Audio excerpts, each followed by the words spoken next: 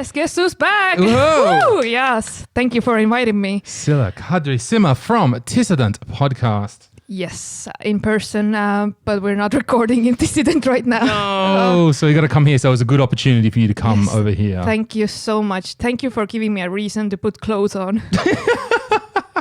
I'm not joking. Damn, we need that as the quote that's going to be on the show. Thank you for giving me the reason to put clothes on. Like seriously, I've been looking like the dude from The Big Lebowski for the past 6 days, just sitting at home, eating snacks, drinking alone, wearing the shittiest clothes possible.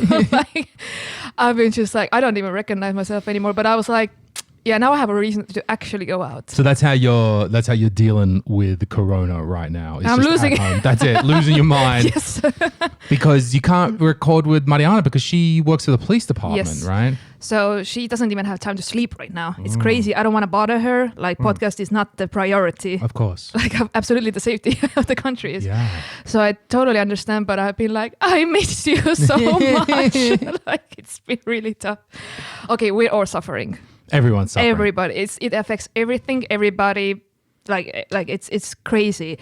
But I like to talk about myself. So Of course. No, we're going to talk about ourselves. That's why. So I know it's a health crisis and stuff like that, but it's really hard for me emotionally, and I'm really worried about like our economic crisis that's gonna come after, and just what's gonna happen. And like the thing is, on a daily basis, I don't know. I'm just everything is on hold, and I'm just sitting, and I'm like, I have no idea what's going. Like, and that's the worst. Like that's the fear and the uncertainty and stuff. You feel that strongly. You fear Yes. that very strongly. Because I'm isolated. That's the thing. Usually I have like so much people around me that I can just let it out and stuff like that. But now I'm like, really, I'm isolated. Like it's like a prison for me. It's the worst. Okay, as an introvert, as someone who, as an extrovert in that way that you do you recharge with people around, or you recharge on your own? Would you say more typically? Typically with people around. Okay. They inspire me. They give me the energy.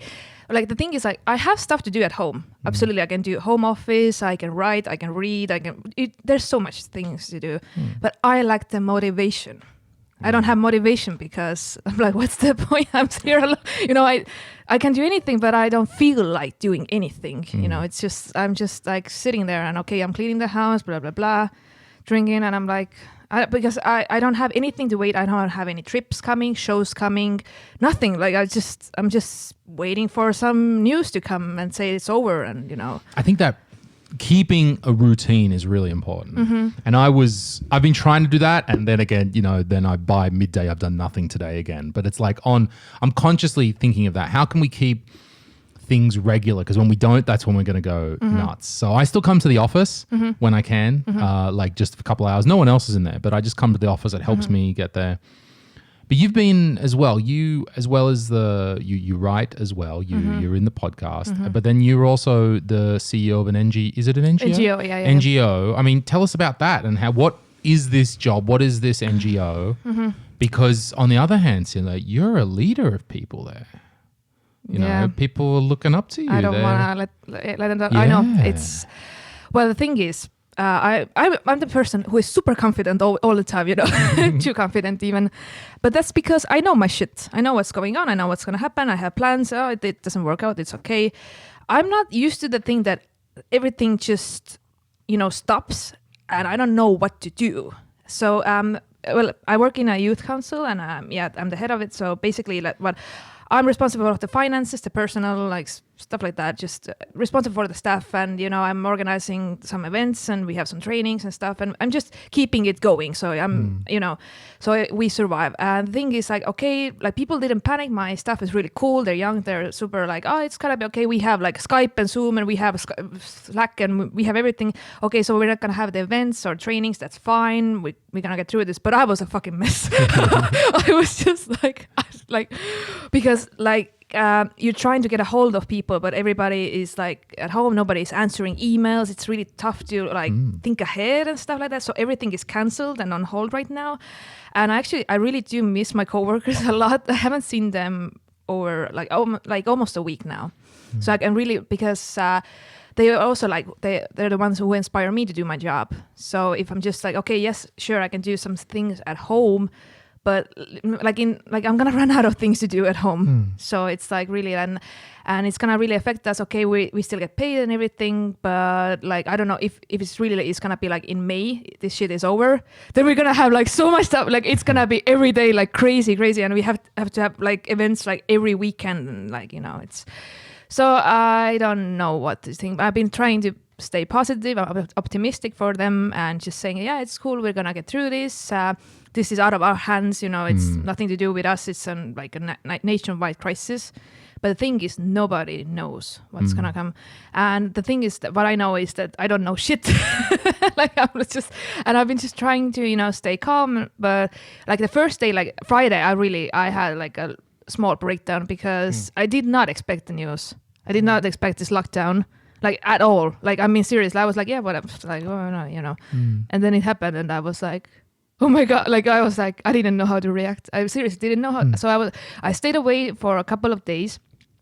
I went to a bar alone and I paid the bartender to talk to me. Yes. So this shit is real, okay? So I was just like, I don't know. And we were talking about, tourism and the industry that like it affects all the industries, but especially like hospitality and stuff like that. And they were like, like we're going to close probably and we're going to have people laid off. And it's really scary for people like who are actually going to lose their jobs. And I was like, well, it's not so bad for me, at least. So I felt a little bit better. At least I went out. There was like only 10 people in Sille-Kadri, I think. Yeah. So I was like, wow. There's no one out there today when you walk around. No one. It's a ghost town. It's a ghost town. It's so weird. Yeah. And like here, there's so much to unpack with all of this about how this is going to affect. Because the way that I'm trying to deal with it in Comedy Estonia is I'm trying to take the smallest steps possible every day. Because things are evolving quickly. Now, they're evolving less quickly, slower than they were last week. Last week, it was like hour by hour, no one understood.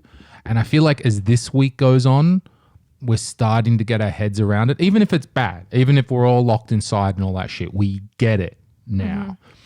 And so last week, definitely, we were trying to take the smallest steps possible. We're like, even though the government banned everything for fucking 6 weeks, we only talked about the shows in the next 5 days. Even now, we're only talking about the shows in March. We actually only have 3 left, so it's not terrible. We've rescheduled those. We have rescheduled dates for April behind the scenes, but we haven't announced it yet. Okay. Now, we think we're going to do that next week because I didn't want to make too large steps before we understood. But I feel now we're starting to understand every day a bit more. And I just have this inclination feeling by next week, we're going to get it. Like we can probably make a call about April in next week where we couldn't even a few days ago. Yeah. So I've been trying to, by taking those small steps each way, and thankfully most people are cool. Like only one person has directly written and asked for a refund. And I said, well, the process is that apparently Sille-Kadri are not giving any refunds right now. They've still got to look at the law. The law is like untested around these force majeure things because the government calls the lockdown, which changes everything. Which has nothing to do with the companies or the entertainment business at all. Yeah. It's not our call, So it's a like really first time this situation ever. Like, so nobody knows actually. Yeah, the lawyers don't know. The lawyers actually have to interpret the law as our legal system works, right? So, that's been very nice. I was even talking to Paulius in Lithuania today, and he said that he had more of his loyal customers Paulius is a friend of ours who runs basically call it Comedy Lithuania, more or less, right? And call Paulius Lithuanian Lewis, except he's Lithuanian and not Australian. Anyway. Ain't no shame in that.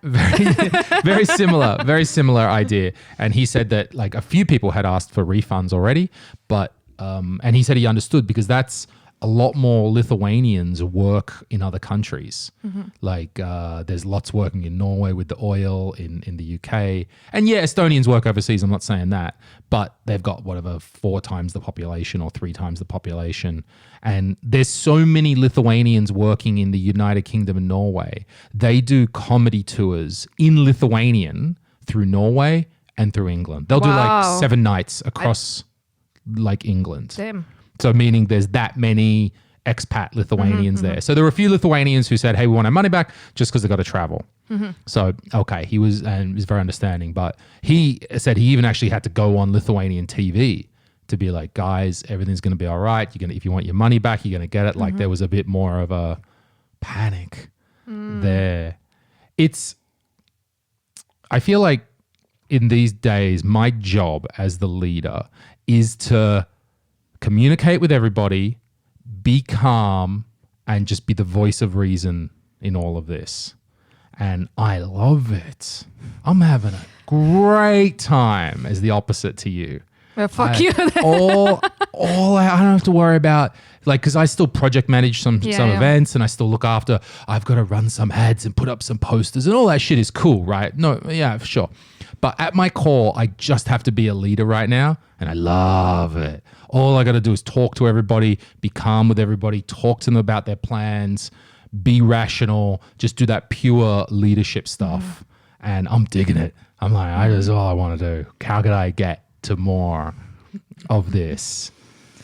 Yeah, well, for me, it's like, you know the song, like, I'm so excited. Like, that is me, okay? So if you're going to put me on lockdown, 3 days I go insane. It's been, okay, of course, people text me all the time, and I've been in touch with my coworkers, like, on a daily basis. Everything is running smooth. Everything is like, I have like nothing to worry on that side, but there's uncertainty of the future, especially movie industry, because I love to write movie reviews and articles about that. Now, because it's so ironic, I had like tickets on Friday to see the new Vin Diesel movie, and I was like gonna write about it, whatever. And then I was like, okay, everything is shut down. I was like, wow, okay. And then I was like, wait, are we gonna even have movie theaters in the future? Because this industry is suffering like really badly. They're taking loss. Like, I was doing some calculations like in March, because of the Chinese, industry is being totally closed and everything, and like there's like the productions are shut down, and like movies are not coming out. So I was like looking at the box office 2019 and 2020 in March, and it was like the drop was 4 times. Like seriously, 4 times. It's like it's like billions even. Like it's crazy. And I was just thinking, because like movies are a really big part of my life, and I've always been like really into it. And I was really like, I cannot go even to the movie theater. I was like, okay, at least I can go to the gym. And then they closed the gym, and I was like, fuck my life. I cannot do anything. I totally understand it's a health crisis and virus and everything, but I was really like everything was falling apart. I was like, I hate this shit so much. Like, stuff's got to rebound in some way, I think. True. Like, how will it rebound? Like, I think there are some industries that are going to rebound. Like, movies are movies. Movies are always going to be movies in that way, right? True, but like Netflix is making some serious coin so right there's now. that. Okay, so you mean the physical going to the movie? Okay, yeah, sure. So like maybe the smaller theaters are not going to survive. It's going to be too much loss for them, and they might be closing if the countries are not willing to help that industry.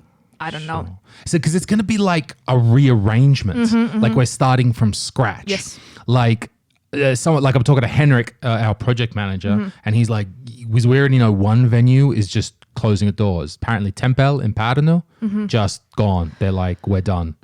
And, we know Tempel always had a difficult time to do their thing right on, and like a lot of small venues, and they've just gone, nah.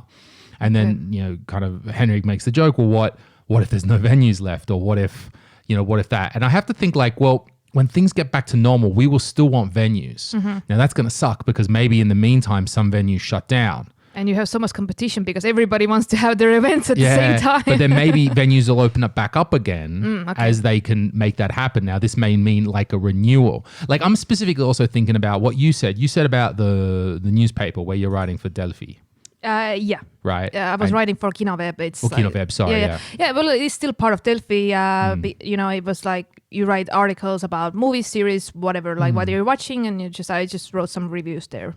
And they've already been scaling that back. I mean, don't have to give me secrets, but nothing official. But they told me like, okay, like I'm still writing for them until the end of March. Okay. So and then they'll see, because they are also like, well, if there are no movie theaters, there are no movies. So keeping this platform alive, it's like it's really tricky for them. It's like I've been keeping in touch, and I've been talking with the people, and they're trying to remain optimistic as everybody, but like, like I'm seeing that entertainment industry is suffering all over. Like it's not just the movies, but everywhere. So I don't know if I'm gonna write something in April or in May. I don't know. It's right now. It's the thing that hates, because it was part of my income as well, because I was writing like a monthly, something like I did my gigs, I did this and that, and I was kind of used to getting that extra cash, extra money, so, and I lost it. So that's why I think I overreacted a little bit. Like I was like, okay, what am I supposed to do now? Like of course I have my daily job. And you can argue though in that instance. So you can say like, yes, with the way that you make your money is very typical for artists in many different fields, because art isn't one job. It's not a career. There's not one who gives you a promotion. Well, I'm not talented enough and to up the ladder. But so many artists in so many different fields. Like I do a bit of this, do a bit of writing, do a bit of this, get a bit of money from that, blah blah blah, freelance and all this shit, right? And then you can go like, oh, well, then the newspaper falls away and it's so easy for my income. I kind of actually think the opposite, because if you are working for a company and that is your job and they fire you, that's 100% of your income gone right there. Boom, done. Your job is gone. Where, look, I'm not saying freelancers are better. Don't get me wrong. I'm not saying the gig economy is better for all of us. I'm just trying to say, if you are one who is used to hustling, if you are used to getting, okay, great, the Delphi's gone down the hill, great, I got to find the next thing. You are more likely to be flexible to be able to find something else than the person who's had the job for 5 years and is now freaking the fuck out.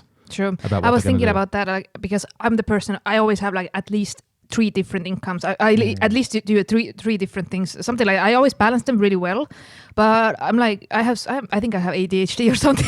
No, really? Shocking. That's unbelievable. That's really shocking news. But I was thinking I couldn't imagine like if, let's say, my entire career went down the toilet in one day, like let's say they announced it and in 12 hours like they would be like, okay, you're fired or something. I would be like, woo. But you don't. Okay, I'll put this in another way, in a nice way. You don't have a career. No, as I such, don't know. right? No, I don't. Someone working for the company has a career. Yes, I know. Yeah. Absolutely, I know. And there's a lot of people who are gonna being laid off. Sure. Either they work in, I don't know, bars or restaurants or movie theaters or like it's not discussed publicly, but I'm pretty sure that there are some layoffs already in motion. No doubt. So I've been really like, it's really, for me, it's really sad. I know that people are like, but health is more important than money. I was like, but like, what are you going to do after the crisis? Like you have no money, you're broke. So you need to find a new career. I mean, it seems tough when so many people are going to be out of a job. Like your career is the skills that you have. Your skills will always be in demand unless this comes to the Walking Dead shit and it's all over, right? And like I know how to use a rifle as well. Yeah, then I'm going to Pi Day with Tim Reedy. That motherfucker's going to turn. That motherfucker's going to be the Negan of Pi Day. I know he's going to be walking around. Fat Negan. Yeah, Fat Negan of Pi Day is what Tim Reedy is going to be. That I'm going to be the right hand man. I'll be like, whatever you want, Negan, no problems. What's his weapon gonna be? Like empty bottle of vodka, and he's put some could be the wire around that, maybe a pan or something that he's got. Sorry, Tim, love you. Tim's coming in this afternoon. He's doing a little podcast of his own. No, I think he's talking with James Humphreys actually. Now I think about it. Cool. So everyone's doing something. So I think look, it is really scary, right? But your skill is your skill. Your skill actually of communication will always be needed. And you're already flexible enough that you're used to hustling. Yes, it's going to be hard. Yes, there's going to be so many things, which is what I think. I just feel like particularly with Comedy Estonia, there's the opportunity will be there. We're just not sure what it is. Yes, live shows are not happening. Oh shit, no one wants to hire us for the company party anymore. Okay. But even in the last week, this studio is being used 3 times a day now. I think that we will find something in there. People are already trying to find it. Like we're used to adapting. That's a good thing for us. And I think like, okay, there have been some economic crisis before and people, yes, they can manage and they go, I was like, okay, if things are really bad, I can go to fucking Silver and put out some, everyone in the country, that's our national plan. Like, or Prisma is hiring or whatever, because I'm also used to like, for me, a job is a job and I don't see like, you know, I would love to do things that I'm really like, you know, excited about. But if I need the money, then I can do whatever, clean somebody's house or whatever, you know. And like, you know that's not going to last forever. That's the thing. I know. Yeah, that's a great thing, right? Yeah. Yeah, but for me, it was the toughest. I think was just to be alone with those thoughts at home for days and cook on it, and it's just like, oh, everything is so shit. Like, you know, that's a part. Like, and I don't even have my guinea pigs anymore. Like, I was so unhappy. Like, it was so hard. The home stuff is tough. I think that's part of the reason why this studio is also filled every day. You got to do something. Oh, Sille, by the way, you don't know this yet, but until you start recording with Tissident again, you're coming back in here every week with me. Oh, we're going to do this every week. Yes, we're going to do it. Like, why not? Why not? Louis, you're my only friend. Oh, shit, you're fucked. I know. I know. Because why not? We can do it. Like, that's why Sander's making his cooking videos. You watch them, right? They're getting good. They're like over 10,000 views. Things are really bad that I'm watching Sander's cooking shows. Like, this is a new rock bottom for me. We're going to entertain. I know. I got a call today from a friend of mine. He runs an event company, and because everyone's trying to work out what the fuck to do. And he said, oh, we're thinking about making this thing. It's going to be in a space. It was a brewery, and they have a cool space, and they're already going to do an event. And he said, so we're gonna try this online stuff. We're gonna try to make an online festival. And at first you're like, what? But I know the guy. He's a nice guy. I know he knows what he's talking about. So I heard him through, and he said, like, what do you want to do with, you know, can you guys contribute some stand up? And my first thought, as with most, when I hear ideas, I'm like, fuck, no, we don't want to do your idea, mostly is what I hear.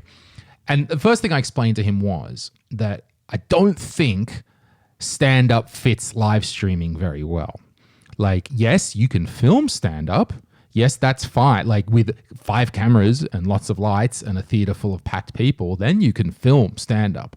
But sticking up an Instagram live on a phone, I don't think communicates the feel of it, which is why Comedy Estonia has been making cooking videos, podcasts, tweets, whatever the fuck. I think there are better things we can do that are suited to the medium better than just trying to fucking wedge in our stand-up into something that doesn't I could fit. just imagine, like, just filming myself, like, okay, have a Corona knock-knock joke. Like, it's like, knock-knock, who's there? Nobody. And then you're like alone in there. It's like, that was my show. Bye. See, like, it's like you don't have like audience. How are you going to get that energy? But then I said to him, I heard him out. Okay. And he said, look, I said, dude, if you get a thing together, like you actually in this time of need when everyone's freaking out, if you go to that effort, I want to support that still. So I'm like, I'll tell you what, we'll do. He said, just 20 minutes. I said, great. Okay. So I'm like, no, it's not ideal. No, it's not probably the first thing you want to do online. But, you know, I know you're a cool dude. If you go to all that effort, I'm sure 3 of our comedians will be chomping at the bit, fucking crazy as you are right now. I'm like, who wants to go do 7 minutes to a camera in an empty room? True, but I bet you we'll find 3 of them that want to do it, right? And we understand, no, it's not perfect. Okay. No, this is not what we do in regular times. But you know what? Fuck it. Do something.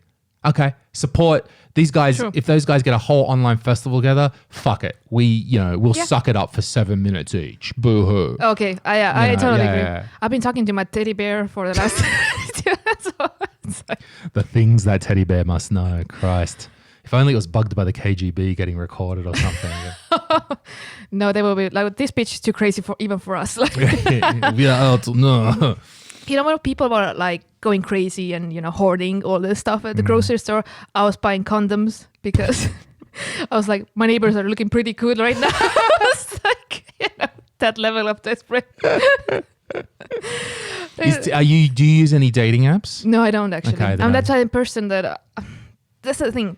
Yes, you can like text me or whatever, like, but I need the personal connection. I need to see that. I need to actually. I love meeting people in person, and you know, just you can fucking lie about yourself, everything, your photos, everything. It's just I don't have that. The same thing is like my friends are texting me, "Are you okay, Sille? You're not texting." I was like, I wanna see you. Like I don't wanna text you. Like whatever. So I'm just being like a little bit like, you know, moody. Let's say moody. It doesn't help that I had my periods. So, but yeah, I was just like, and I went to like Prisma, and it was like fucking crazy. Like people went, you know, it was. It seems to have calmed down a bit now, but now at first, okay. At first, like the first 2 days, and I was the one who actually ran out of toilet paper, and I was like, fuck you. And I had to buy baby wipes. And I was like, for my gentle little poo-poo. Do you have some now? Because I saw them the other day. Yeah, because it's fucking Prisma. They have a lot of items. But the thing is, they didn't have, like, it was not humanly possible to just put them like there, like in the stuff, because you know people were just grabbing everything, like pasta, rice, everything, and it was like just the amount was too much. So I went to the store like 8 a.m. in the fucking morning because I was like, seriously, it's been 3 days, I'm out of toilet paper. Like, I need toilet paper. Like, I think I've got about 41 rolls left. I'm keeping track. I feel like now I think about it, I need to keep a count. There's an app for that. Yeah, there's an app, right? I need to make a Twitter post every 2 days about how my toilet paper status, because Australians went nuts about toilet paper. Like that's our thing. Like as a nation, when we freak out, we buy toilet paper before anything else. I don't know why. It's just like, even though I was saying like on the Roger podcast, we have enough trees to wipe our bums. Like in Australia, we have enough trees that we can turn into toilet to wipe our bums for the next 200 years. But we are going to buy toilet paper right now, bitches. My first instinct was, where's the booze? Can I buy? And, you know, I think that like now I really saw my comfort zone, because I was used to, I had a comfort zone that I can travel whenever I want. I always had gigs. I always had stuff to write about, to review. My schedule was packed every week. And my life was like, you know, French toast and Prosecco. Okay, honey. It was really like living the good life. And one day, and it went to eating oatmeal and drinking toilet wine. So, you know, so I was just like, not having it. Like, I was like, no, I love my comfort zone. I love doing whatever I want. But now it's like, okay, like the stores were empty, like people freaking out. My friends are not coming over. And all everything that we had planned was canceled, and I'm working from home.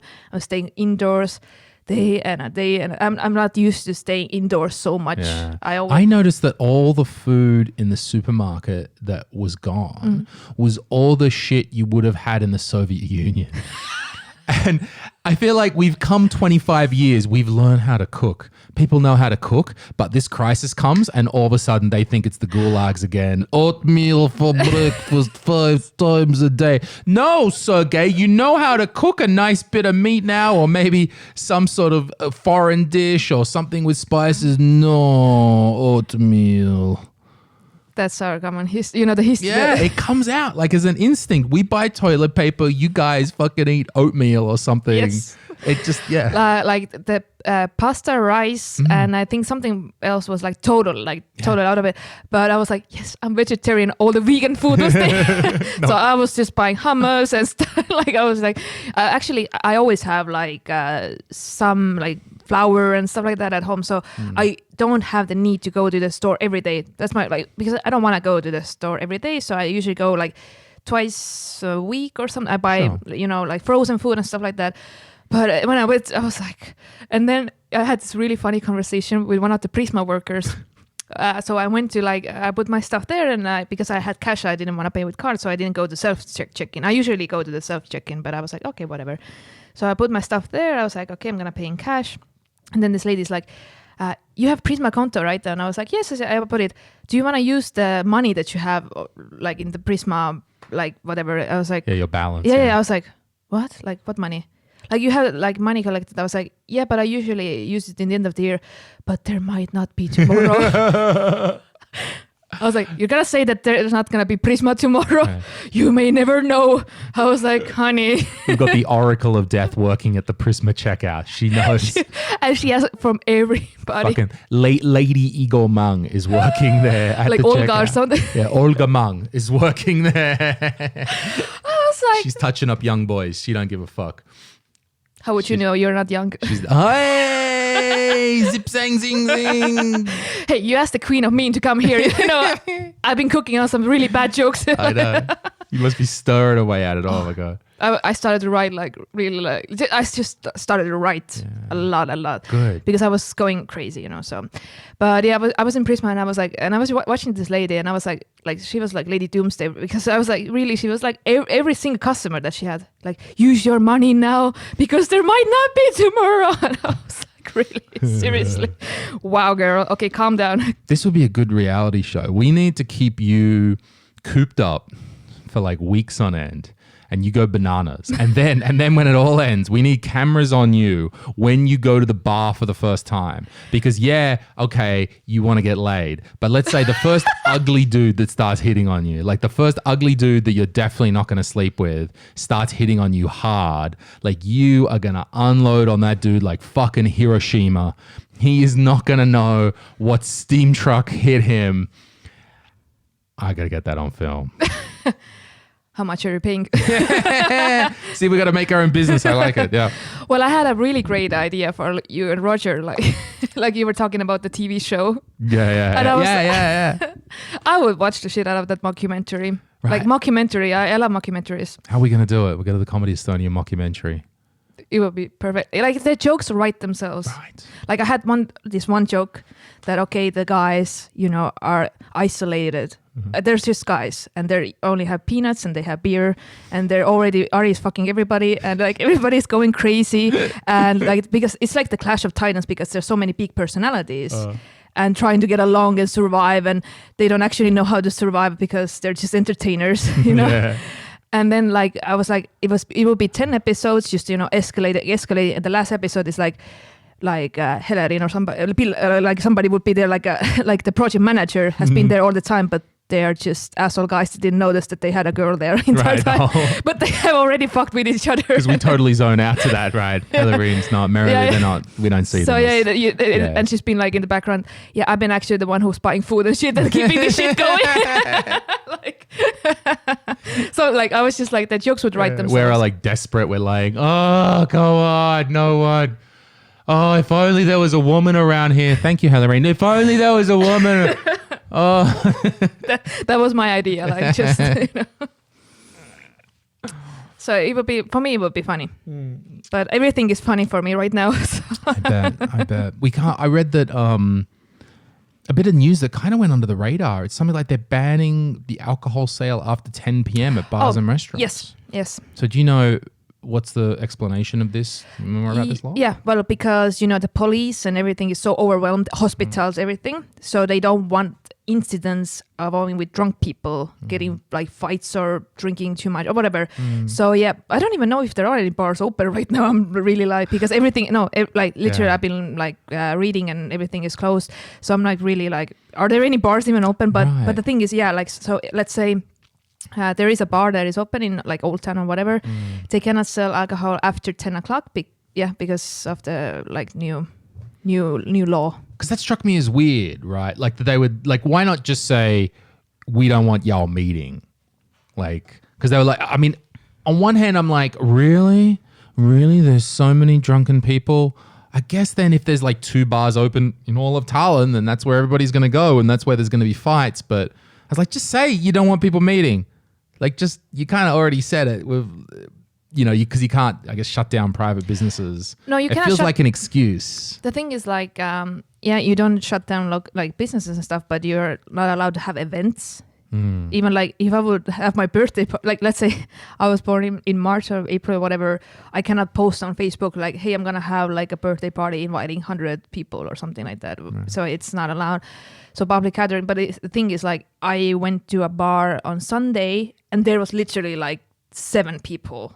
So nobody is, and they don't promote like come to our bar and but they don't have an event, so it's not allowed to have like public gatherings. And if you're just open like a restaurant or something, it's not a public gathering because you don't even know if we're gonna have any customers. Okay, it's just the thing, people can walk in. But they were thinking, because right now like all the resources are exhausted, but like in the like medical area and police and stuff like that. So they don't want to have extra troubles of people being desperate, like depressed and desperate and getting drunk and into problems and drinking too much, and they have like even more work. So I kind of get it. But the thing is, like, people are not going out anyway. Right. That's what it got. Like, really? Is it that bad? Is it an epidemic right now that you need to? Sure, some people are always going to get drunk, and really, that's the but epidemic. You can get drunk at home as well. Right. So I don't know. It was, and it kind of went under the radar. Like, it wasn't even like on. At least on like English language ERR is super weird compared to the rest. It wasn't even like big news. No, it was just not. in the byline down the bottom. I've been keeping an eye on the official websites, like the government and stuff like that. So I read it, and I was like, is it really a problem? Because I didn't know even if it's a thing. The thing is, I don't know, because I don't see people going out, or like, I tried to have a fucking coffee on Saturday night, and I asked 25 people, and no one would come. Wow. Okay. Like, seriously. Like, I was just like, I'm going to Sille-Kadri. Can anybody out there want to join me? And nobody came. And then I went to Sille-Kadri, and all the restaurants were closed, so I went to a bar. It was like something like that. Like, so yeah, I'm not even sure that there are any parties, bars open, anything, because all the restaurants taking takeaway basically. I'm not even sure what restaurants are open right now, to be honest. I've been only home cooking. We should have got that update from Mariana, maybe.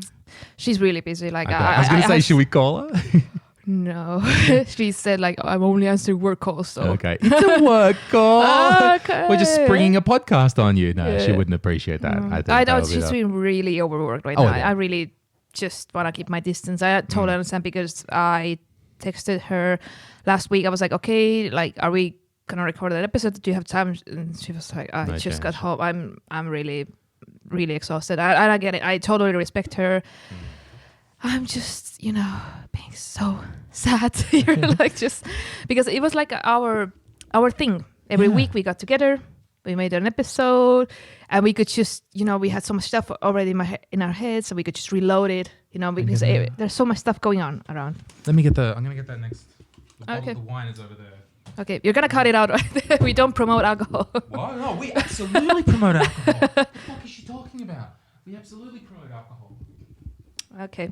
We usually see, you've been doing a podcast with Mariana for too long. Oh, you did not say that. And so you're like, no, we can't do this. That's bad. But she's sober. She doesn't drink at all. Right. But we can. I mean, we usually smoke on this podcast and all the other podcasts that we have. So look, I'm not sure the police. Their top priority right now is to be listening to all of our podcasts. Are we drinking, promoting alcohol, smoking marijuana on the podcast? No, the KGB is listening right now. Oh, that's cool. They love it. They're right into it. Cheers. So how long has Tissident been running for now? Well, we started in September 2018. So over a year and a half. So long. Okay. Well, I don't know if I should take it as a compliment or not. No, it's good. It's good because the thing that I'm kind of getting to here is that, I mean, it's lovely that in these days, a lot of people are taking up, they want to do a podcast, new ones are coming along, and I love it, 100% support of it. But to me, the real thing is consistency. Can you keep it going over the long term? And can you, in your case, I know also, for example, Dan and Roger have been through the same thing. Can you keep that dynamic going? And that's not about people being bad or being drama or anything. That's just like, it's really fucking hard to get that. How's that up and down been? And again, I'm not like trying to find the drama in here, just like as two people having a relationship which is genuine and real and talking, like any relationship, there's an up and down, and there's a process of getting to know one another. It needs work. Of course, we have some problems and some like misunderstandings, and like I have those shit with my friends and everybody. It's totally normal because we're two human beings. We have different views on the world, different priorities as well, and we're just trying to like. But the thing is, like, I'm genuinely like the chemistry is real. It's not something that is forced or like something that's just you put two random people and try to work it out. It's not like a blind date or something. It's like I'm genuinely happy to see her and talk about my life, and she has like, it's like in a ways we are really similar, but in a ways we're totally different. We're like, she's sometimes like, Sille, what the fuck, actually? Like, can you please not not today, okay. And I was just like, what? I'm just like, and the thing is, that's why we don't have a script or anything. We just talk. Like I would see like one of my best friends, and just like I have really good friendships. My best friends, I've known them for almost 20 years. So I know, relationships maybe not for me, maybe, but friendships are something that I really put effort in, and I really try to make it work. But we've had sometimes like we don't have anything to talk about, and I'm really seriously like we sat there and we're like, oh, you already talked about that? Oh, we already talked about that? Oh, you already told that story like 3 times. And I'm sorry for repeating myself. It's like we see every week, and it's like the stories are gonna eventually run, like this. Of course, like sometimes I'm like, oh, I just found like my journal when I was 16, and we had done that. And of course, we have the fan letters. So that's something that always keeps us going, because we have so many letters and so many requests and stuff. So there's always like material to work with. But like sometimes it's like we talk 15 minutes and I was, okay, let's read the letters now, because I'm like, work, okay. So I can get it. But and those breaks when we don't see each other for like a month or 2 months, they're actually really good. So because we're like, oh, you went to there, what did you do? You were traveling, or you had a breakup, or you whatever shit happened. We don't see each other, and then it's like really good. Oh my god, I had this existential crisis for the 30th time. It's really good stuff. Yeah, you need that. Like it's a problem that artists can get. And I'm not trying to overblow you guys, but like when artists get really successful, that can be a real problem for them, because they're like, all right, yeah, I put my heart and soul into making all these albums or records or recordings or whatever, writings or whatever it might be, and now all of a sudden you're a big star and you're going from press conference to press conference, place to place, city, hotels, and you're not actually just living your life anymore, and you don't have that in you. So you need to go away and do shit to have shit to talk about. Yeah, exactly. So if like sometimes when I'm behaving too well, my life gets really boring, and it's really like, okay, let's talk about the time when we were like 17 and crazy again. Or, sometimes I feel like it can be repetitive. And Mariana has been, she has told me many times, like, Sille, you already talked about this last week. And I'm like, really? Because I'm the type of person, I talk a lot and I don't remember. Yeah. Like, I don't remember if I already said that or I already did that, or because I don't listen to my episodes anyway. So I'm like, oh, we already, okay. What about the, wait. And I'm like, and it's, yeah. So it can be really challenging. And I do believe that if you're an artist, like at first you have so much energy. You have, oh my God, I need to talk about this, that, so many things, so many topics. And then after a year, you're like, okay, so we covered like all the basics, you have so much like input like there, and then you're like, is that all? Yeah. Is that my entire life? It's a lot of work to come up with these topics, a lot of work to come up with the new stuff to say. So yeah, some of the episodes can be repetitive, but we always try to add something, and it really helps when people write to us and send the letters, and we just discuss that. Sometimes we don't even have anything to say because they're like, I was like, wow, I was not expecting that. Okay, well, that's your experience. It's like, it's so funny, like, because if you encounter some experience that you have absolutely no idea about, then you're like, I need some time to think about it, actually. So, but it's funny, just to... You guys get a lot of letters as well, like people writing in. Like, what do you think...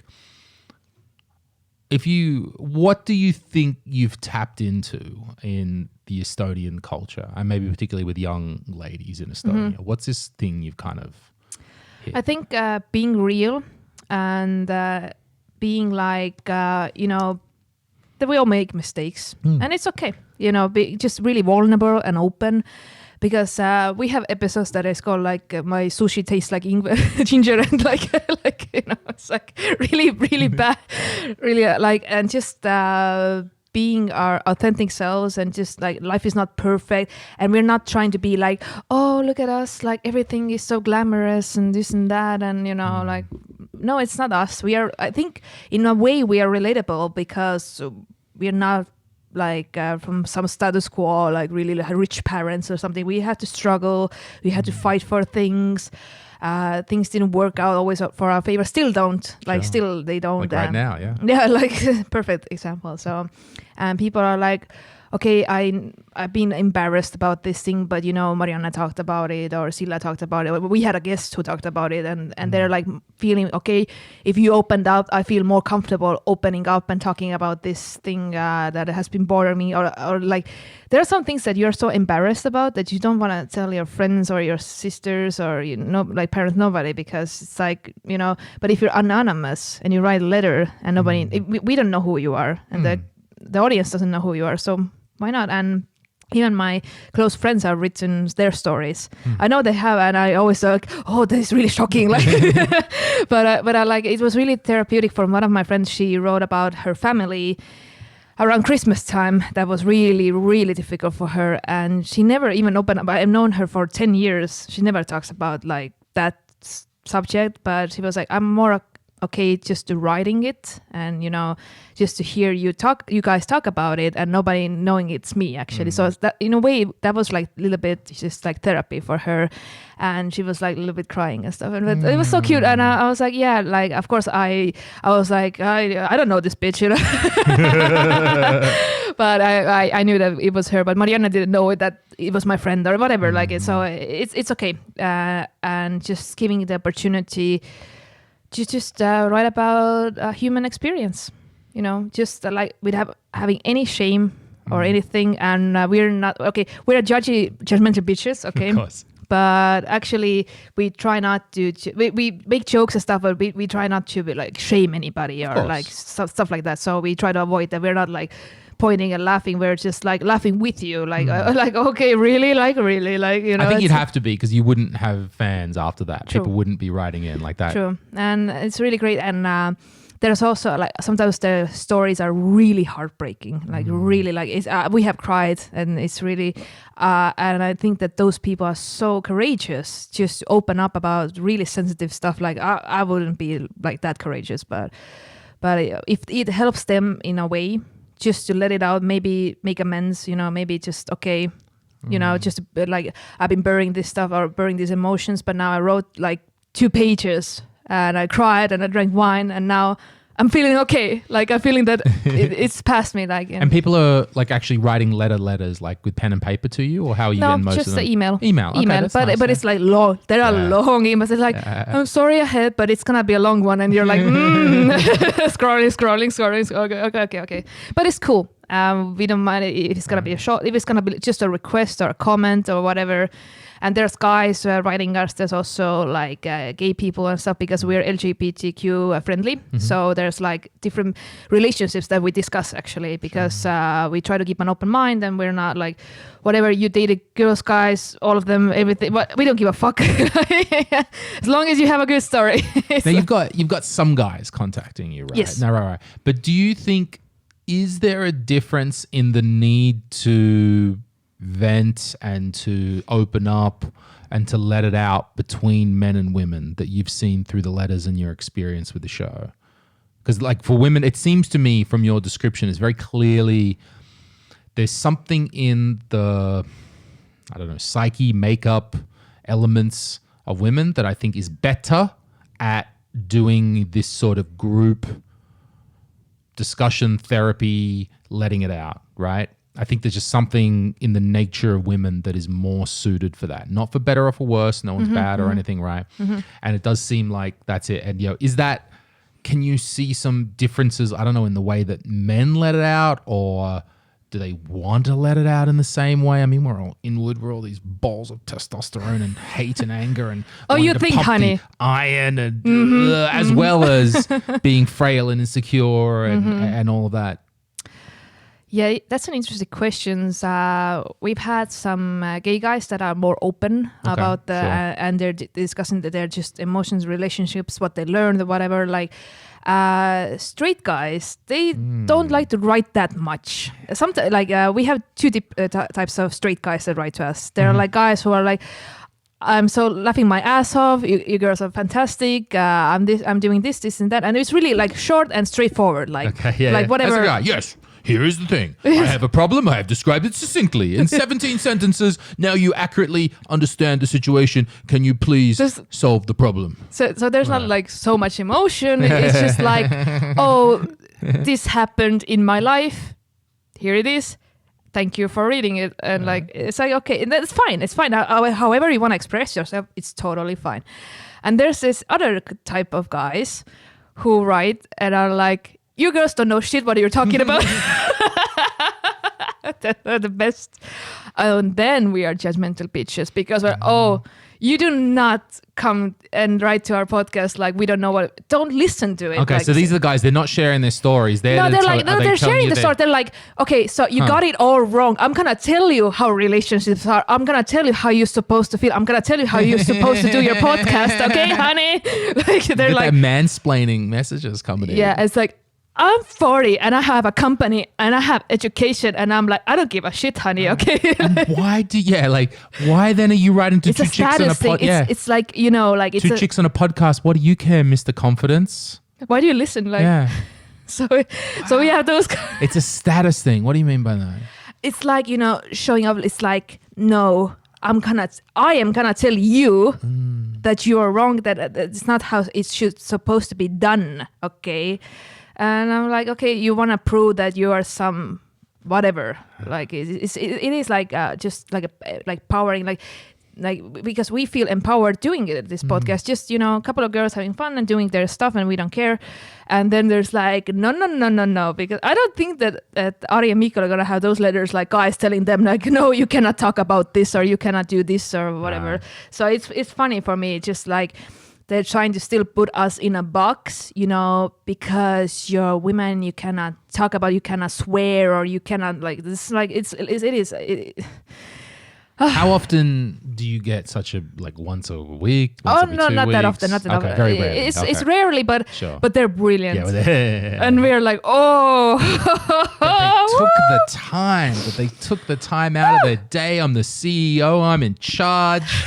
I'm the man. I earn the money. I drive the car. But you know what? I'm going to take the... But you still listen to fucking Tissident. Tissident. Take hours of listening to you and then another hour or so to actually write down to tell you that you're wrong.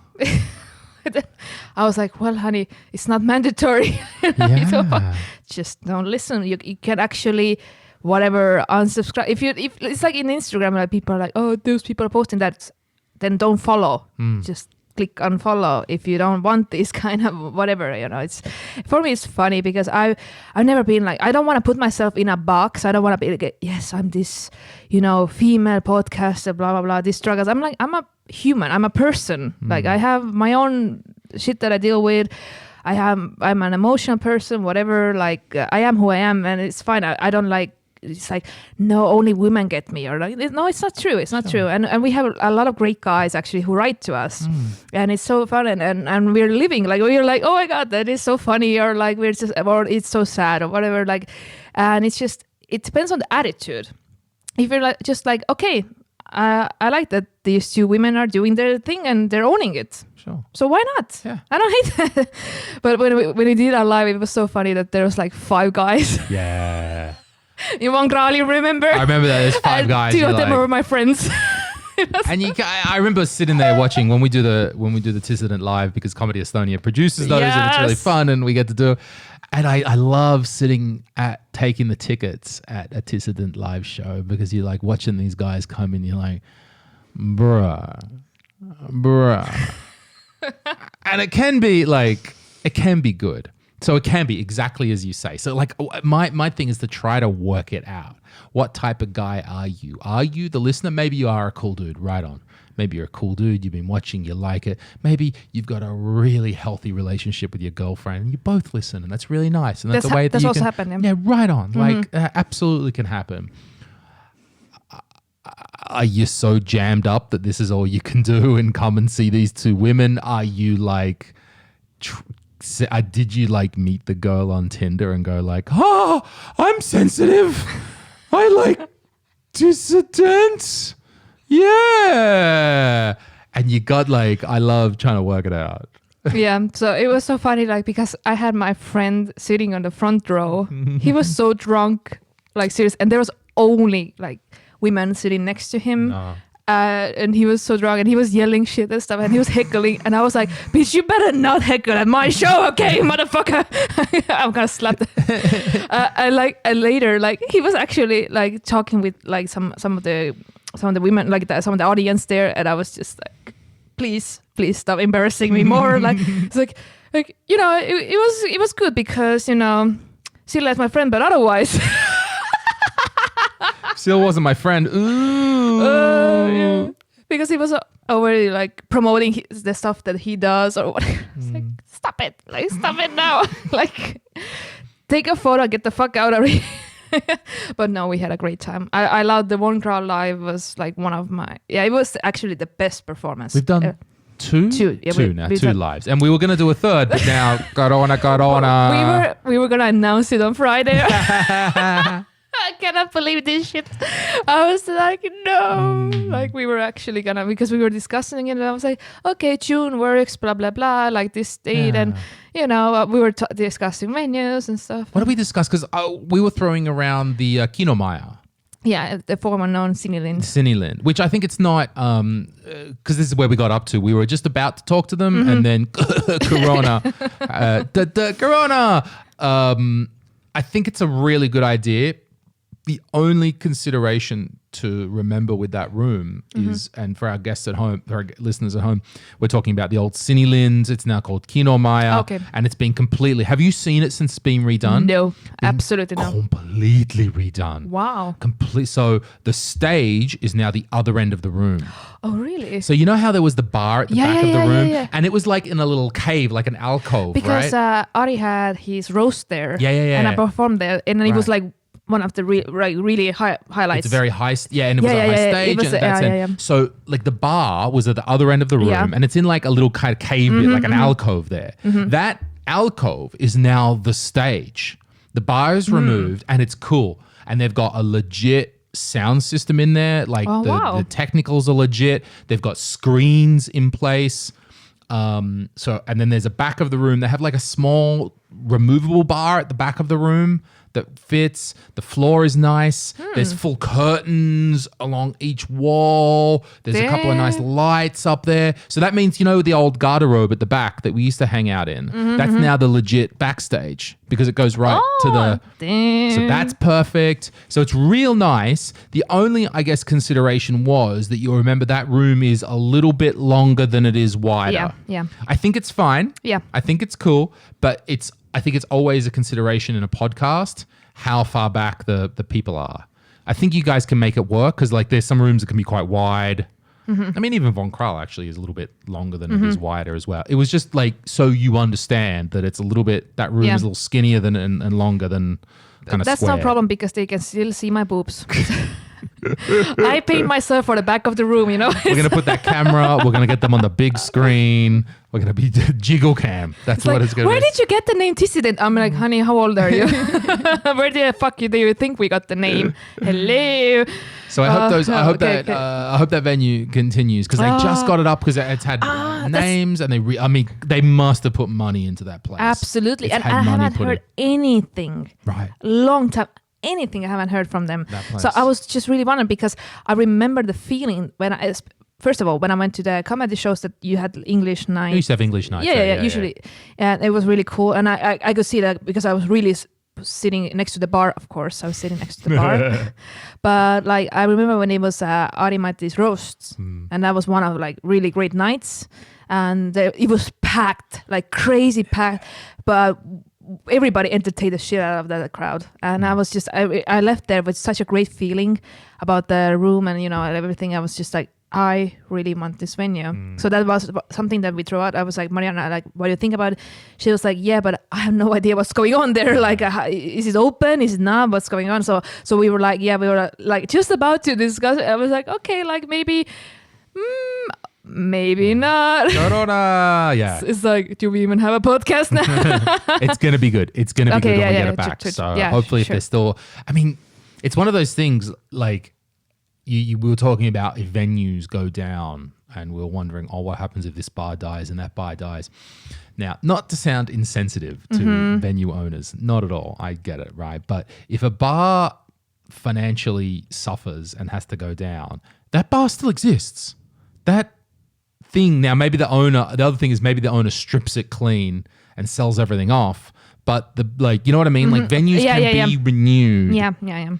it's not like a complete death for a place. And also, I was thinking about the contracts because you usually rent a place, like whatever you have a club or a bar, you rent it from someone. So I think usually in contracts there is stated like if it's like a nationwide crisis, whatever. There's that something like you should like lawyer up. Yeah, because there's going to be that as well. Like if you're you're in Old Town. Yeah, if you're the owner and someone's got a decent bar, but you need time. Like it's no use being Scrooge McDuck and throwing them out. It's like, okay, how I can see that your bar. This can get somewhere if we can get through this. Like we understand everybody's struggling. It's okay, but you're still gonna be like support.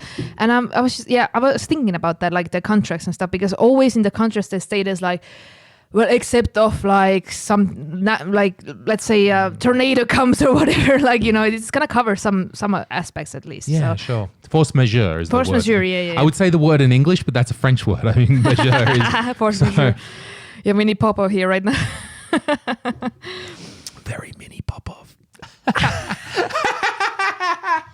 You shady. Oh, Popov, we love you, man. Yes. And we're also pathetic liars. We are. We are liars. Sitting here drinking beer, eating food all day, not exercising because we can't go to the gym. That was so... Oh, my God. Like, I have already gained, I don't know how many pounds, whatever, but I need new bras and stuff. I'm like, fuck you. Well, it's like, okay, I could stop eating, but I'm so sad. I wanna have a snack with my beer and my gin tonic. It's too bad you're not on the dating apps, because that would be a great Tinder line. Sille-Kadri, thanks to coronavirus, I have bigger boobs now. Well, the thing is, that's why I stock up on condoms. I don't want to have baby doomers. If only we knew the world was ending, then we wouldn't need the condoms. We could just be like, fuck it, we're going to go out there and go for it. Oh, so... It was all over. You want to be itchy before you die? Maybe. If I got some good sex without condoms, I'll be itchy. Hey, fuck it. It's the end of the world. I'm going to itch. Oh, okay. Yeah. Well, I don't agree with that. Also, I've been like, Mariana's always like telling me like you should go on dating apps. Why the hell are you not? But I'm like, I don't know. Is Mariana? Does she have someone, or is she on the dating apps? She was on a relationship like some time ago, but not, at least as far as I know. Of course, we're not trying to. Pardon me, I'm not trying to speak out of school. No. As far as I know, right now she's single. I'm not sure. I'm sorry, Mariana. I don't. She's dating the police department. I haven't seen you, girl. I don't know what's going on. You don't talk to me. Anyway. This is turning into an episode of Jerry Springer. This is the way that you talk with your estranged ex. Yo, baby, why don't you come home to Papa, baby? Why won't you talk to me? You won't take my phone calls. You been smoking crack again? Okay. Anyway, I love Jerry Springer, by the way. I used to love that show. It was hilarious. Although it's fake, but it was hilarious. I don't care. Anyway, so I don't know, but she has used Tinder before. So she has a lot of stories about Tinder and some crazy, like, first time dating stories that they went to some Lasnamäe kebab and... Oh, shit. I wish I had. I mean, I have a girlfriend, but I was using the dating apps, but not for long. And we met on Bumble. Oh, actually, okay. Do you because the Bumble's not that common in Estonia? No, it's not. My observation was that it seemed to be you were getting a lot less women, but they were more likely to be international, like kind of at that level, independent, international, knowing what's happening, because Bumble was a more international app. So you're getting a high strike rate, which is what it's all about. You know what I'm talking about? So you made. It's just made. I made some. Sorry, you met on the Bumble. Okay. I think the thing that I know she listens to this, so I'll say this now just because this is funny. But after we met and we matched, I still kept swiping on Tinder for a while. I wasn't doing nothing more. Whoa, wasn't doing nothing more. But I was just still swiping on Tinder, and then I saw her again on Tinder, and I was like, because we already had the date lined up. And so I didn't match with her on Tinder because I didn't want her to know that I was still swiping on another app platform. Oh, you're so sneaky. Oh, you're so sneaky. So sneaky. You're so sneaky. So racist right now. We had Pinch on yesterday. He loves it. It's great. Okay. I'm really happy for you. So proud of myself. Didn't do racist Asian accent once. Might have said vaguely racist things, but didn't do racist accent once. Yay. Yeah, because the Chinese movie market is closed, so we don't have Okay, I'm sorry. Yeah, I'm really happy for you actually, because you told me when it was our live show, you told me that, oh, you brought your girlfriend or something. I remember. Okay, she was there. Yeah. And I was like, oh yes, finally. Yeah, finally. After decades. Of course, she's already been conscripted to working at Comedy Estonia shows.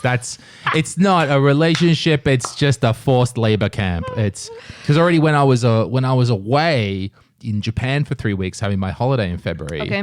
I got she was the one selling the merchandise at the Arimati shows in Tartu. So I'm like, hey baby, can you just help a brother out there? Wow. So she knows how to do tickets. She knows how to sell merch. Soon I'm gonna get her to set up a venue. This is just forced labor. That's all it is. Actually, you inspired me to date more. Exactly.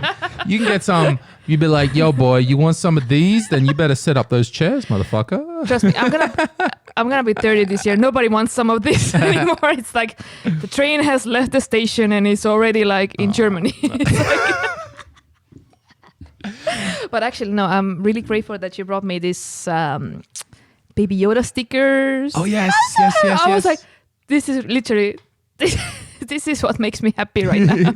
So when I was in Japan, I found some Star Wars merchandise, and this was their very little Mandalorian Baby Yoda merchandise, but they've got some stickers and like some other weird shit. But the stickers were the main thing, so I bought a shitload of. And you know they're genuine because they call it the child, not Baby Yoda, because that's the official Disney term. And it has Disney. It says Disney. It says Disney. Yeah. Yes. Oh.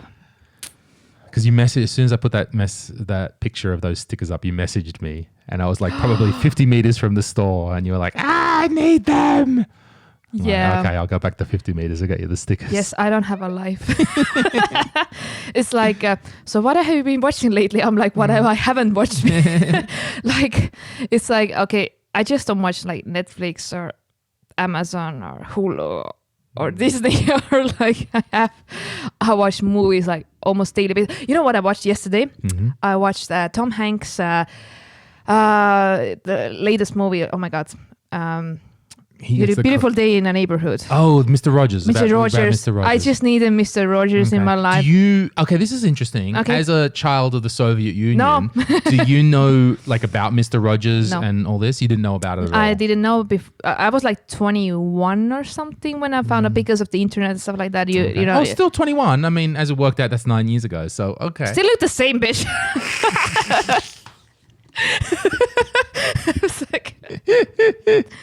So yeah, it's not like a recent thing. Like you've known at least for some time. Yeah, about, I know. Like because because he was the like a phenomenon. I mean, he decades of doing like children's television and stuff. And because at first I was like, what? Who? Like, but he had a documentary. I watched the documentary, and there was one movie before him in like 2000 something something like that. But like I was like really like because. He's one of the person who is so genuine, you know, like so like he has so much empathy. Like sorry, he's dead now, but like he has so much empathy, and like it was really like I grew up with the Soviet, you know, the Rabbit and the Wolf, No Bagadi, and you know, and some of the shows in Estonia. So I have some memories of those, but even when I was like in my even now, I still find like Mr. Rogers calms me down. It's like, it's okay to be sad. I'm like, like, you know, like it's okay to be disappointed. I'm like, I know you. I'm so disappointed. Yeah, it's like, and it was, and actually I really liked the movie, and Tom Hanks did a good job. It was like, okay, it's not him, you know, but he did a good job. He did a decent job, and I really liked the movie. And it was like really heartwarming and really cute. The movie was really cute, and I was like, "Oh, it's a beautiful day in a neighborhood." I don't have a neighborhood anymore, but I was like, you know, like Tom Hanks has got the corona. Did you know? Yeah, that? I know. And his wife. And he got it in Australia. They were filming. Seriously? Australia? No. Something like this. Like something they were No. in Australia filming something. And that's when they found out he had the corona. Shit. Because he's in isolation and Yeah. he's got like Vegemite or something. Like he's eating Vegemite in isolation. Like, and because there were legit headlines in Australia like, did Tom Hanks bring the corona to Australia? No. Just because like he was the first one that like, there was already like a whole bunch of cases, but yeah. Wow, talk about conspiracy theories. Like, oh my God, wow. The media needs something to talk about. Yeah, I know that him and his wife have it. So I don't know. I think the situation is now stable and everything is fine. But there's more of actually Hollywood stars that have it. So All kinds of people are getting it now. It's nuts. why doesn't Trump have it? Maybe he does. Because apparently, No, because he hates people and he doesn't. yeah, maybe he does because from what I've been understanding, like he's totally changed his tone in the last 2 days. Really? He's all like being considerate and he's being nice and like understanding and all of this. And it's like Maybe he's very dying. non-Trump. Right. Maybe there's a dude who's got it But and he's like, oh shit. Isn't there like an election coming this year? I think there is, yeah. Because it's there's- 2020. It's going to be between Biden and Bernie. I don't know a lot, but Yeah. there's one coming, but how's it going to be? Like I have a degree in political science and I cannot answer you, but I think there should be an You know, election. there's going to be is it an election or a referendum in Russia about whether The Putin, yeah. Putin decides whether Putin can stay on and Putin forever, and Putin has decided that the Putin election will be Putined on like April 17. Like, oh yes, but also quarantine. Like, so good. And it was like he can stay in power until Till he's 2036. dead. Who cares? It doesn't matter. May as well be forever. Like 2036, infinity. Yeah. Like it's not like, oh, he's gonna leave then. No, he's got 20 more years to work Russia it out. is gonna die before him. Like, it's like, there's not gonna be any country, but he's still hailing, sort of still riding those bears and whatever. Like, Why is it? Because we didn't hear much of the coronavirus out of Russia. To be honest, okay, this is sounding like a conspiracy theory, blah, blah. There was like 34 official cases, but I think they're lying about that because Russia lies about something? it's shocking. But yeah, because my best friend actually asked about that, like because well, I have a degree in like natural, like I have a degree in there, so. And I was like, I wouldn't trust those officials because they said also that, they don't do any drugs in the Olympics and whatever. Like they lie about a lot of shit. So those numbers I don't trust. So really, because Could be anything. could be anything. And the thing is, actually, if you're not tested, how the hell do you know? Like you can be just like, sneezing and stuff and you don't even know you have the virus. Because from what I've heard, there's like so much information right now. But what I've heard is like, oh, you could just have a tiny cold and you're still... Could be nothing. Yeah, Yeah, you it don't could be know. nothing. You And don't know. you're young and you're healthy and you don't even notice it basically. So I don't know.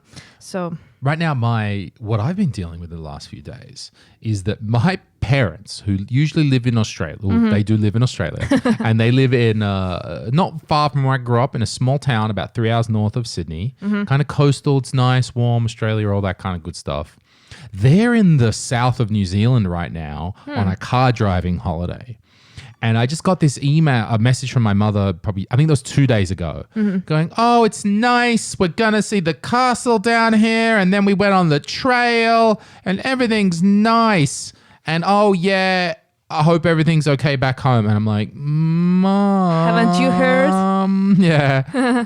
And I mean, they are, of course, the parents are of a certain age and that's in the risk group. So you're a little bit worried about that shit. Yeah.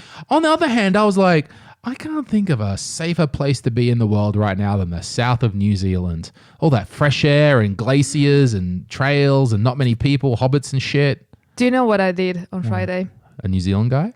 No, I wish. Fuck, no, Australians and New Zealand guys don't like me for some reason. For some reason, I don't know what is the problem. Like, it's like I used to like I was really in love with an Australian guy. And he was like, "You're not funny enough." And I was like, bitch, please. You need to have more personality or more looks. And I was like, Whoa. Okay. I was like, it's not worth the effort. So I was like, fuck no. I'm still like I'm still middle class writing jokes. So anyway, no, on Friday I was like, okay, so everything is fucked. I'm really like, I'm having a mental breakdown. My friend calls me like, Sille, are you okay? I'm like, I'm not okay. I'm not okay. She said, okay, I'm gonna pick you up. We're gonna go horseback riding. Oh. Because you cannot catch corona from horses. And I was like, yes, horseback riding. You know, I ride a lot of men in my life, so I can handle this shit. Yes. I did not handle that shit at all. You went horseback riding? Yeah, I went horseback. I don't have any training or anything. You've never done it before? No. Oh my God. I've never done it either. But I was like, I've also not. They're actually really big. They're huge animals. And I was like, at first my friend was laughing because I couldn't get on the horse. I was like, yeah. Use the muscles. I don't have any muscles, okay? I'm an entertainer. I don't fucking work out on a daily basis. I was like, usually I get by from my personality. I don't have to I don't have any six pack or anything. So it was a struggle to get on the horse. And I lost control of the horse. Like seriously, I was like riding the horse. I was like, okay, this is not too bad. And then suddenly it's like, giddy up. I was like, fuck. And I didn't know how to like say to the horse, like slow down or, Excuse me. And the horse was like, oh, you want to go there? You want to go to the forest? And he went like the swamps, the forest, everywhere. I got beaten by the sticks. And I was like, I'm gonna die. I was like going fucking crazy. And I was like, I love the fresh air, but the horse is like, and the horse name was Sugar. And I was like, whoa, sugar. Yeah, give me some of that sugar, baby. Too much sugar, too much. I was like, I had too much sugar. And my friend is yelling something like, Sille, you need to like, kick it or to say like save. And I was like, I cannot hear shit. I have like leaves on my face. And it was really intense. Like it was really, and I was almost like crying because like, I wasn't prepared. Like when we went, like she was like, okay, let's go horseback riding. I don't know what to wear. So I wear like basically this, jeans and stuff. And my boob popped out. It was like, there it goes. And I was like, I had my bare boob. It was so uncomfortable trying to just looking like a weird female Vladimir Putin at that stage, just bareback horseback riding. What I wanted to be like Xena, the warrior princess. But it was no. I looked more like an orc. Like from Lord of the Rings or some shit like that. I was just... How many hours were you out horseback riding? 2 hours. That's a long time. I mean... I could not walk. How was your your crutch region? Was it a bit sore? Still swollen. Damn. As P. Bekarka would say, you destroyed the pussy. It is... I was like... Fuck. I was learning to walk again. And I was like, I think this counts as my exercise for the month or something. No, when I got off, I fell from the horse. Like it finally stopped. And my friend was, get off it right now because you look like a hot mess. And I was like, and I tried to get it, but I got my foot stuck in the saddle and I just fell. and I was just like in the, like it was like, and I was like, so this is coronavirus. Like, it's like, would you try it again? Yeah. I'm crazy. It was so funny because my friend, she has been like horseback riding for years. So she's just like, whoop, and like just, goes, and I'm like, oh, that doesn't seem so hard. But when I could not control the horse. Like it was like the first half I was like, it was really okay. I was just riding. Okay, it's really nice weather. Everything is fine. But I don't know what I did. But because like my friend told me that the horses have a personality. So if you really like, so if you're really weak, it's like you're gonna let them do whatever they want.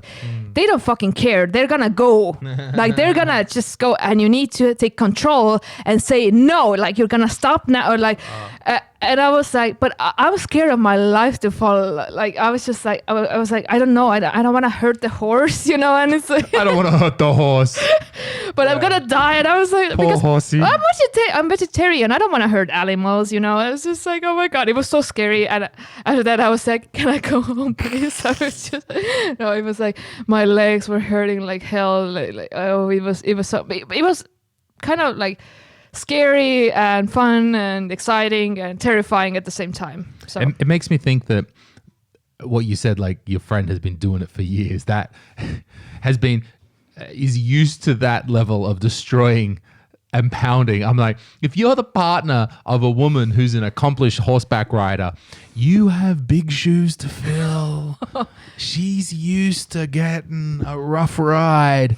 You better be quite a man to be able to, you're there doing your job like, and she's like, what? I don't feel nothing. I don't feel nothing. This is a slow day on the horse. Come the fuck on. All right, give me the... I was like, I'm used to fucking Estonians. This is too much. I was like, really, like, seriously, like, everything hurt after that. I was like, even my boobs hurt because I wasn't wearing a proper bra. I was just wearing a bra. I was just like, whatever. Like, I didn't know that they're gonna be like flapping in my face or something. Like, I was not expecting. And the thing was like, I didn't know what to grab when So my first instinct was like the hair. Like, fuck it, I'm gonna grab your hair. Like, horse don't like that shit. No shit. Right. But when a friend told me like they cannot feel shit, I was like, I don't agree with you. I felt everything. I would concur that when I've been riding a faithful steed, if you grab the hair hard, it's not going to react well. Things are not going to go good. I mean, to a certain extent, yes, but after a point, no. Well, that was I was like, why am I making this day so much difficult for myself? Because the idea was good, fresh air. You're in a countryside, riding horses. And it was so much fucking extreme. I was like, I have skydived once in my life, and I was not terrified at skydiving. Then I was fucking riding the fucking horse. Like, I was just like, it might be a good skill to have when the world ends and the petrol runs out and the cars are gone. You can ride the horse. That's it could be a skill to have these days. I don't know, the horse was riding me, honey. It was not consensus at all. I was like, no. I did not say go right. I did not say go right. What the fuck? Like, and it's like, Sille, turn around. I'm like, I'm trying. Okay, I'm trying. Like, do you have a backbone? Of course I do. Like, you're not a leader. I am a leader. Okay. So it was like just a lot of yelling, and the horse got more nervous because we're screaming, and I was trying to calm myself. It was a mess. But after that, I was like, thank God for toilet wine. I think what we're gonna do is wrap it up soon because sure. I've got to go. The reason I need to go is 4:30. By 5 o'clock, I've got to be out at Lastnama to get my car from the mechanic. Oh, my car had problems with some brakes. Nothing big, yeah. Just some electronics, little sensor, some bullshit. Yeah. But when the car has the problem in the middle of the world crisis, I'm like, I need that shit fixed right now. At any moment, I've always got a full tank of gas. I am ready to go off through the countryside. So I'm like, I need that car fixed right now because if the world ends, I'm going to head off into the forest. I'm going to be the Volvo forest brother heading, I can't have I need a fully fixed car. So it's out there. And here's the best part of it. That I went to see him the other day. The guy looks at it and he's like, yeah, just a sensor, come in. Yeah. And we made the appointment and I roll in this morning at 10 a.m. and he's like, what are you doing here? The appointment's for tomorrow. And I looked at the calendar and I went, oh, you're right. Oh, shit. I didn't look at my calendar. I was just like, I woke up this morning, went, I'm getting my car fixed. And just drove out there. And he's like, don't worry about it. I'll fix it. It's cool. Actually, to be honest, I don't even know what day it is. I was like, this is the day I'm going to meet Louis. I haven't seen my friends in 6 days. So shout out to if you need your Volvo fixed and you don't want to go to the dealer, shout out to Autoviva in Lastnama. Tardamo out there will sort you out. He's my man. So we're going to wrap up here. I'll grab a taxi. I wear my mask when I'm in my Bolt taxi. So no. Like, you got to wear a mask. Like, I figure with the mask, right? I know everyone's a fucking virus expert now. Like, the mask, it doesn't do anything. And it's no, I don't want to have the mask. Everyone's a fucking expert at the social media. But you know what? I'm just going to wear it anyway. I've got a mask. I'm going to put it on when I'm in the cab. Don't worry about nothing. It can't hurt. True. Like, Well, I invested in Boost, so... Invested, please. Invested in That's Boost. the philosophy out of this. Sille, let's do it again next week, all right? Absolutely. I had so much fun, and I'm still glad you remember my name. The blonde chick with the boobs. We'll find some topics. Maybe, I don't know, like now this is it. We got to find new topics to talk about every week. I'm the new Mariana, by the way. I did not agree to this. We have no content. contract. We have no contract, Marianne. I still love you, babe. Thanks very much. And thank you, Sille. Thank you, everyone. Ciao. Ciao.